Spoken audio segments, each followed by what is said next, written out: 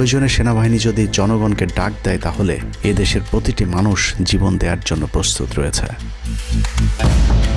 Doctor Mohammad ইউনূসের পাশে থাকা ভারতীয় গুপ্তচর আসিফ নজরুল, মিলিটারি সেক্রেটারি ফেরদৌস হাসান সেলিম এবং প্রেস সেক্রেটারি শফিকুল আলমকে দ্রুত সরাতে হবে। প্রধান উপদেষ্টার সাথে ছাত্র নেতাদের সাক্ষাতের পথ সহজ করতে হবে। আসিফ নজরুলরা অসৎ উদ্দেশ্যে মাহফুজ আলমকে তার পাশ থেকে সরিয়েছে।